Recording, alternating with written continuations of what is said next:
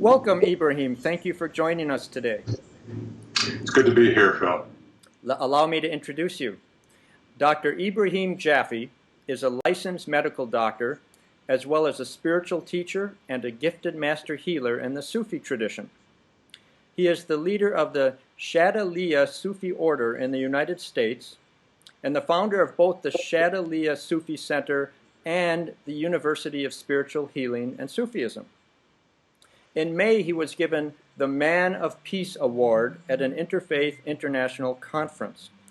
Ibrahim lives in Northern California, where he continues to teach, travel, and work on his forthcoming book.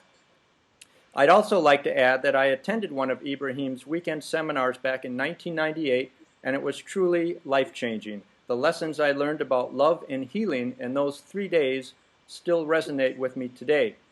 Ibrahim was also kind enough to contribute a story to my book, 60 Seconds, One Moment Changes Everything. Thank you again for that, Ibrahim. You're very welcome. And now let's start by asking you the question, what brought you to the Sufi tradition? Well, first of all, thank you for that nice introduction, Phil. And it's always a pleasure to be in contact with you. And one of my loves is working with people with sincere hearts who are really seeking to know spirit, and you have that. So thank you very much. Thank you. You're welcome. So my story is an interesting one, and I think I need to start first with a story about my medical school, because it all kind of started here. I'm a traditional physician. I was trained at University of Illinois in Chicago. And I was doing my residency in general medicine when a remarkable thing happened. They brought a 17-year-old girl into the ICU, and she was dying of hepatic cirrhosis of an aggressive nature. And she was from one of the Jewish academies in Chicago. And she was like, this academy in her class, her senior class, they had, I think, 30 children, and they had had 3 or 4 deaths that year of people dying from rare diseases. So it was a very big thing in Chicago because they were bringing this girl in with chronic hepatic cirrhosis of unknown etiology, with a history of a number of children dying in this school, and it was creating an uproar in Chicago because they didn't know what was going on. Were people being poisoned? Was there black magic going on? Was this a punishment in some way from God for their school? It was so many questions people were going through around this situation. Well, she came to me. I ended up being I was the internist who was in charge of her medical situation. And I remember they laid her down on the bed, and she was in a very bad state. She was unconscious, she was in coma. Her liver was in failure, so she had ascites, which is fluid over her whole body, swollen. She was very much swollen up and yellow, jaundiced. And she had an odd thing. She was like kicking and running. It was like her legs were running and running and running. It was like she was running away from something. She kept trying to get away from something, and she was kind of like moving constantly. And it was very odd. I remember it was like the whole presentation left me kind of with chills and uncomfortable in myself.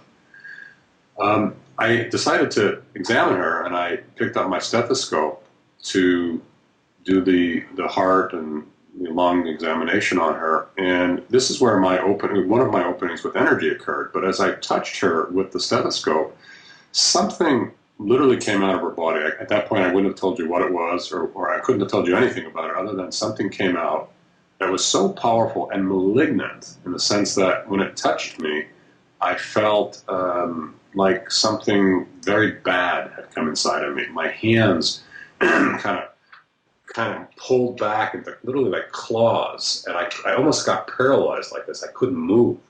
And I knew that there was something inside her that was just scary and serious and very, very strong. So I had no understanding of what to do with that. I had never felt anything like that before. I did not know what that meant. But what I did know is that this was something outside the normal situation we see in the hospitals. Well, to make a long story short, she was going downhill very quickly. Her blood pressure when she got into the ICU was 60/0, which means that the diastolic pressure, they couldn't find it. If it really was 0, she wouldn't have been alive, but it was maybe like 60/40. It was unreadable, but it was 60/0. Her pulse, which should normally be, maybe 75, 80, was up at 140, which is not sustainable for long periods of time. And her respirations, which should be 16 or 17, were up at 40 as well. So which means she was very acidotic. She was trying to get rid of the acid through the breath. So she had very high pulse, very high respirations, and a very low blood pressure, 120/80 is normal. She was down at 60/0, which was almost untenable. And that was on Levophed, which was a very powerful blood pressure stimulant.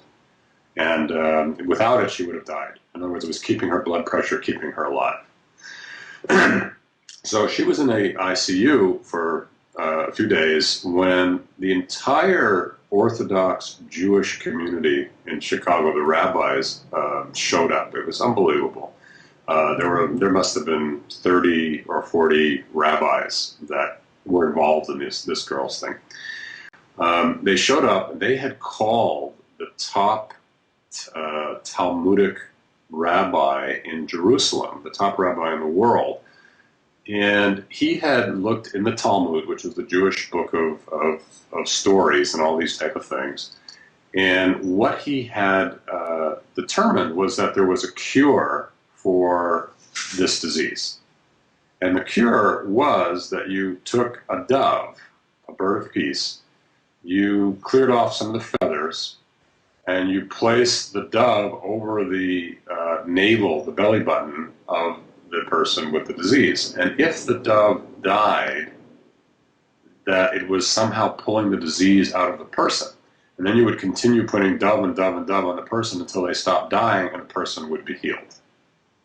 So, I mean, as a physician at that point, it was so far out. But at the same time, the whole confluency of, here's this 17-year-old girl dying in some crazy way.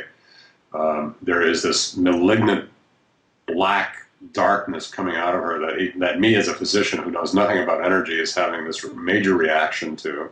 There's the 30 rabbis in Chicago and the connection to Jerusalem all coming together around this girl.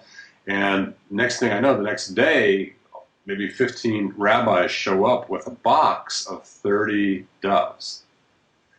So they go into the ICU, which was a major problem in the first place because the rest of the doctors in the hospital went crazy with that. But they brought the doves in and they took out this beautiful white dove. It was just big, wonderful dove. And they placed it on the belly. I was watching this, I couldn't miss it. They placed it on the belly of the girl, and the dove took one breath and fell over dead.